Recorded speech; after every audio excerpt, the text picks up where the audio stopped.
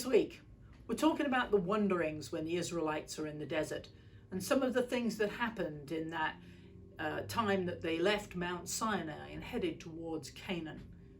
Like I said, it only probably took them a month, but during that time, a lot of things happened. One of the things that happened is to Miriam and Aaron, Moses' brother and sister.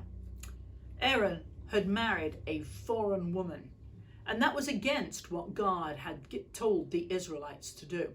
He married a Cushite, and that woman took him away from God, had him thinking about other gods and other things. And in our scripture for this week, him and Aaron and Miriam say, "Has the Lord spoken only to Moses? Hasn't he also spoken through us?" Sometimes we focus only on ourselves and not on God's plan for us and for all humans.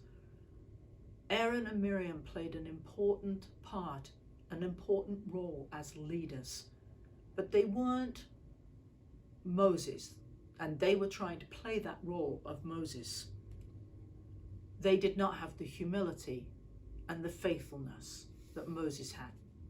So God calls them to a meeting, all three of them, all the siblings meeting together, and he says, "Hey, what's going on?" And during the conversation, he tells Miriam that she is going to have leprosy, and for 7 days she is banned from the camp and she has to live outside. You know, sometimes during our punishments or during a hard time is when we learn our lessons the most with God. Miriam, after that time, becomes more humble and more faithful. For Aaron's part, he pleads with Moses to restore her health.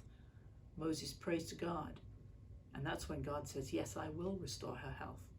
From that moment on, Aaron also is more faithful and more humble. He becomes the leader that God has called him to do.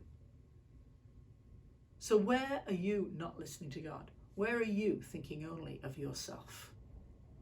Won't you, like Aaron and Miriam this week, really focus on what God is calling you to do and be more humble and faithful?